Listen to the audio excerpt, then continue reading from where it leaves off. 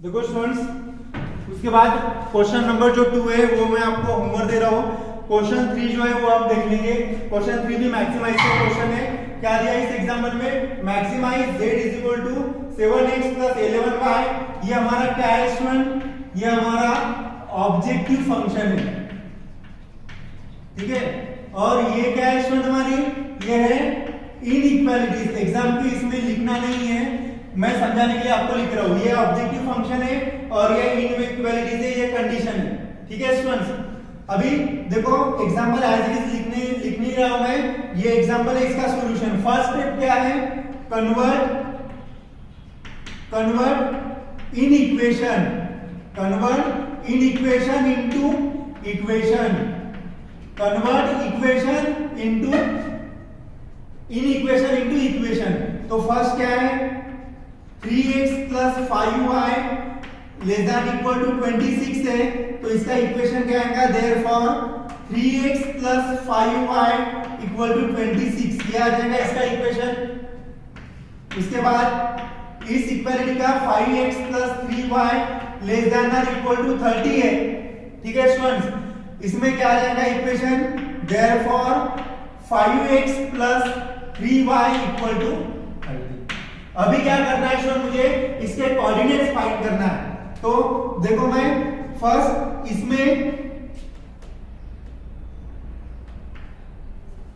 Put y equal to 0, मैं y equal to 0 put कर रहा हूं इसमें, तो मुझे क्या मिलेगा? y इक्वल टू अगर मैं 0 पुट कर रहा हूं तो ये हो जाएगा student 3x equal to 26। Therefore x equal to 26/3, ये x की वैल्यू होगी और ये y की वैल्यू होगी। तो इसके कोऑर्डिनेट क्या आ जाएंगे स्टूडेंट्स? क्या आएंगे इसके coordinates?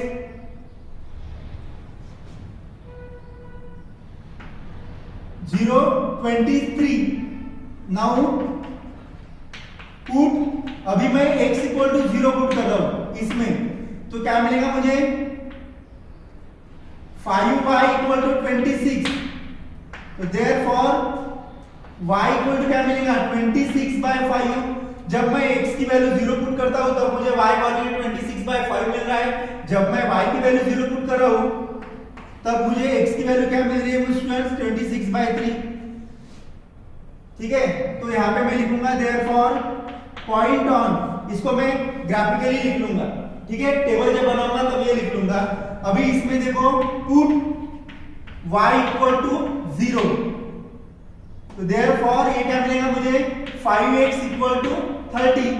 Therefore x equal to 5 6 30 होता है, x इक्वल टू 6। जब मैं x की वैल्यू y की वैल्यू 0 पुट कर रहा हूं तब मुझे x की वैल्यू 0 मिल रही है, राइट। अभी मैं क्या कर रहा हूं स्टूडेंट्स?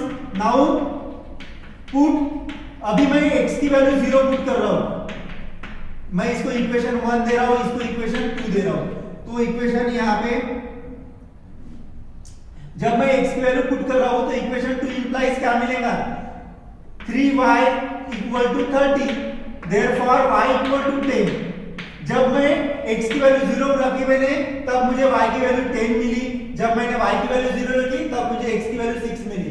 सेम यहां पे ये हो गया स्टूडेंट्स। अभी क्या बनाना है? टेबल बनाना है, ठीक है। तो मैं यहीं से स्टार्ट कर रहा हूं।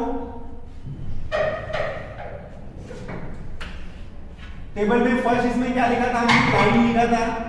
सेकंड इसमें क्या लिखा था? इक्वेशन लिखा था। थर्ड इसमें क्या लिखा था students? Point on x axis लिखा था। थर्ड इसमें क्या? फोर्थ इसमें क्या लिखा था? Point on Y axis. उसके बाद क्या लिखा था? साइन लिखा था, और उसके बाद नेक्स्ट कॉलम में यहाँ पे लिखा था कि रीजन कौन सा है, ओरिजिन है कि नॉन ओरिजिन। पहले तो मैं यहाँ पे साइन लिख लेता हूँ स्टूडेंट। सभी के जो साइन है ये है, ये साइन है, ठीक है। इसमें दो इक्वेशन दिए हैं। लाइन, इसकी लाइन में लिख रहा हूं ए बी, और इसकी लाइन लिख रहा हूं सी डी। देखो स्टूडेंट्स, अभी इस लाइन का इक्वेशन क्या है, लाइन ए बी का ये है 3x + 5y = 26। तो पॉइंट ऑन एक्स एक्सिस क्या मिलेगा मुझे, देखो यहाँ पे पॉइंट ऑन एक्स एक्सिस 26/3 × 0, 26/3 × 0, ये पॉइंट ऑन एक्स एक्सिस हो गए। पॉइंट ऑफ वाई एक्सिस क्या मिल गया मुझे, 26/5 0। ये साइन है, तो इसमें क्या होता है, origin side, origin side of line A B, origin side of line A B. उसके बाद COD है स्टूडेंट्स, तो इसका इक्वेशन क्या आएगा, 5x + 3y ≤ इक्वेशन बोल रहा है ना, इक्वल टू 30 आएगा। इसके पॉइंट ऑन एक्स एक्सिस के कोऑर्डिनेट क्या आएंगे, 6 0, तो C के कोऑर्डिनेट 6 0, और पॉइंट D के कोऑर्डिनेट क्या आएंगे स्टूडेंट, 10। ये यहाँ पे स्टूडेंट्स 0 26/5 आएगा। पॉइंट ऑफ y एक्सिस बोला है ना, तो x एक्सिस 0 आएगा। पॉइंट D क्या आएंगे, 0 10। यहाँ पे भी सेम आएगा, साइन सेम है, origin side of line A B. हो गया स्टूडेंट ये। अभी देखो मुझे क्या फाइंड करना है, ग्राफ फाइंड करना है, तो मैं यहाँ पे लिखूंगा draw the vertices in xy प्लेन, draw the vertices in xy प्लेन। तो ये x एक्सिस, y एक्सिस और ये x एक्सिस, ठीक है। तो पॉइंट जो 7 है ना, यहाँ पे y के कोऑर्डिनेट 7 है, ये मैं 10 है, ये नीचे लिख रहा हूं मैं। देखो ये 1 2 3 4 5 6 पॉइंट थोड़े कम लिख रहा हूं मैं, ठीक है ना। इधर लिख रहा हूं 1 2 3 4 5 6 7 8 9 और ये 10 यहाँ पे आ गया स्टूडेंट, ठीक है। 1 2 3 4 5 6 और ये 7, ठीक है। जब आप ग्राफ लिखोगे तब आपको यूनिट भी लिखना है, on X and Y axis 1 centimetre = 1 unit, ये यूनिट भी लिखना है आपको। तो देखो फर्स्ट लाइन क्या है, फर्स्ट लाइन के पॉइंट 26/3, 26/3 यानी कितना होता है स्टूडेंट्स,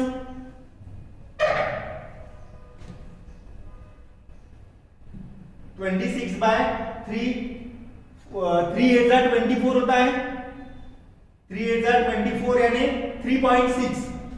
तो मैं यहां पे लिख रहा हूं ये पॉइंट हो गया मेरा A, कोऑर्डिनेट 23/3 × 0, ठीक है। और B के कोऑर्डिनेट 26/5 यानी 5 5 जा 25, 5.1। तो ये यहां पे आएगा स्टूडेंट्स,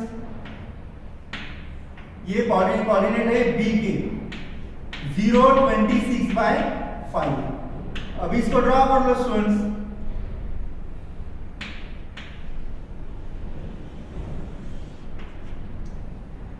ठीक है, इस लाइन का इक्वेशन कौन सी लाइन है, ये 3x + 5y = 26, ठीक है। 3x + 5y =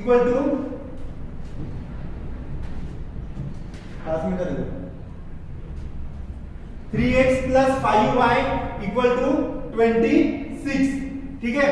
अभी देखो स्टूडेंट, सेकंड जो लाइन है हमारी, सेकंड लाइन कौन सी है, 6 0 यहां पे आएगा, इसको मैं C दे रहा हूं 6 0, और 0 10, ये यहाँ पे 0 10, इसको मैं D नाम दे रहा हूं, इसको भी आप ज्वाइन कर लो। 0 10 10 7, ठीक है स्टूडेंट्स। तो इसमें देखो पॉइंट ऑफ जो इंटरसेक्शन है,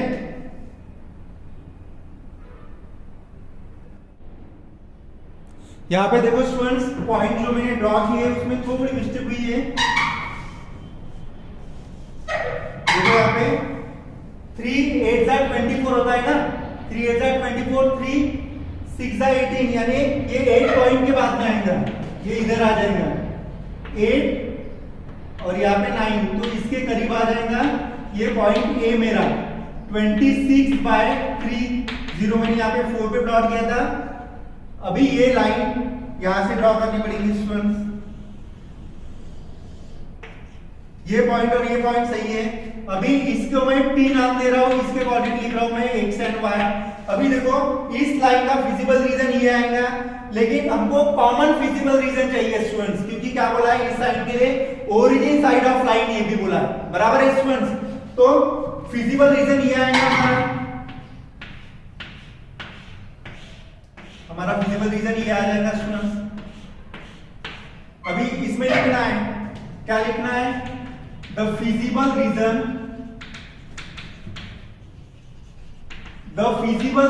of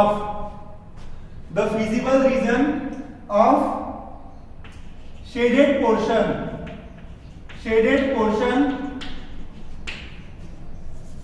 feasible region is shaded portion. कौन सा शेडेड पोर्शन, ये हो गया ओरिजिन O,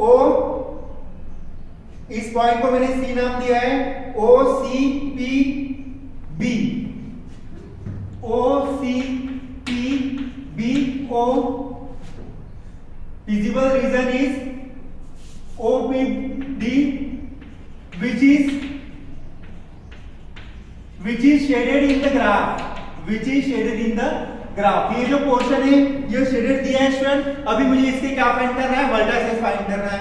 यहां पे लिखूंगा मैं therefore vertices of point O 0 0 C क्या आएगा 26/3 वर्टाइसेस P के मैंने xy कंसीडर किए, B के क्या है वर्टाइसेस स्टूडेंट्स, B के 0 26/5। अभी मुझे पॉइंट P के वर्टाइसेस फाइंड करना है। P क्या है स्टूडेंट हमारा, here P is the point of intersection, P is the point of intersection of line, P is the point of intersection of line 3x plus 5y, 3x plus 5y equal to 3x plus 5y equal to 26 and 5x plus 3y equal to 30। जो P क्या है, इस line के equation का point of intersection है। मुझे P के coordinates find करना है, तो ये हो गया स्टूडेंट हमारे साइमल्टेनियस लीनियर इक्वेशन। इसको सॉल्व करके मुझे x और y की वैल्यू फाइंड करना है। तो देखो इसको मैं 2 दे रहा हूं, इसको इक्वेशन 3 दे रहा हूं, तो इक्वेशन 2 इंप्लाइज इसको 3 से मल्टीप्लाई कर लो, ये सेम चाहिए ना, मैं y की वैल्यू सेम ला रहा हूं, ठीक है। तो 3 से मल्टीप्लाई कर रहा हूं तो 9x plus 15y 26 3 जा 78 एंड इसको मैं 3 से मल्टीप्लाई कर रहा हूं तो 5 से मल्टीप्लाई करना पड़ेगा, 5 5 जा 25x plus 5 3 जा 15y equal to 150। अभी इसका एडिशन करना है कि सब्ट्रैक्शन करना है, सब्ट्रैक्शन करना पड़ेगा क्योंकि सेम साइन है स्टूडेंट। इसको मैं वही इक्वेशन दे रहा हूं, equation 2 equation 3, subtract 3 from equation, subtract 3 from equation 2। मैंने यहाँ पे भी आई थिंक इक्वेशन दिया है, इसको इक्वेशन मत दो स्टूडेंट, इसको 1 रहने दो और इसको 2 रहने दो, वैसे ज्यादा इक्वेशन का काम नहीं है। सब्ट्रैक्ट 2 फ्रॉम इक्वेशन 1, तो 9x plus 15y equal to 78, 25x plus 15y equal to 150। तो यहाँ पे माइनस माइनस माइनस माइनस, तो स्टूडेंट्स 9x माइनस 25 ये तो कैंसिल हो गया है। 9x माइनस 25 कितना होता है 16, 16 प्लस 9 25 होता है। कांटा राइट माइनस 16x माइनस 78 150 कितना होता है 22, 22 प्लस 50 72, 72। तो देयरफॉर 16x इक्वल टू 72, तो x इक्वल टू 6 के टेबल में आता है क्या 72, 17 बाय 16। तो इसकी वैल्यूज क्या आएगी स्टूडेंट्स 9 बाय 2, इसकी वैल्यू कितनी आएगी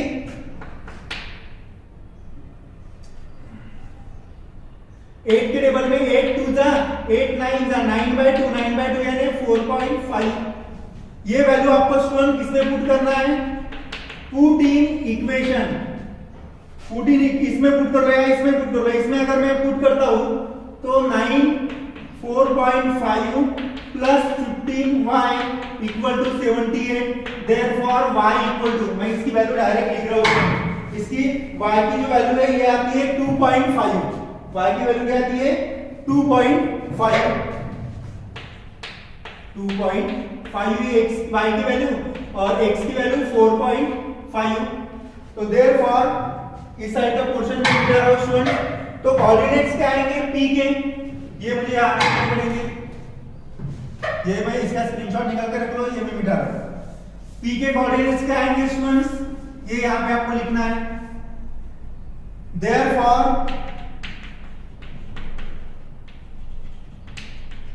coordinate of point p is कितने p के कोऑर्डिनेट्स इज x की वैल्यू क्या आ गई 4.5 और y की वैल्यू 2.5 आ गई। अभी मुझे क्या फाइंड करना है स्टूडेंट्स, ये फिजिबल रीजन के वर्टिसेस फाइंड हो गए, ये तो बाकी वर्टिसेस दिए हैं, बस मुझे p के वर्टिसेस फाइंड करने थे। अभी मुझे क्या फाइंड करना है इस एग्जांपल में मैक्सिमाइज वैल्यू फाइंड करना है। तो देयरफॉर द वैल्यू ऑफ, इसकी मैक्सिमाइज वैल्यू फाइंड करना है, वैल्यू ऑफ ऑब्जेक्टिव फंक्शन या value of object function z is equal to 7x plus 11y at all these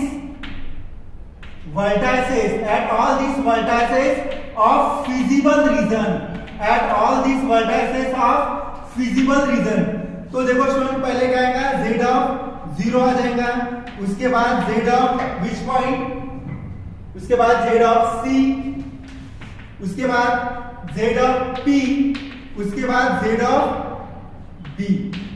तो z ऑफ 0 में क्या आएगा 7 into 0 प्लस 11y into 0, ये 0 आ गया।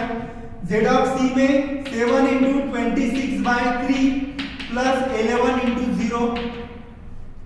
z of p 7 into p की वैल्यू क्या है स्टूडेंट इसमें 4.5 प्लस 11 into y की वैल्यू क्या है 2.5। z of b 7 into 0 plus 11 into 26 by 5। तो देखो स्टूडेंट z ऑफ c को अगर आप सॉल्व करते हो तो उसका आंसर आएगा 40।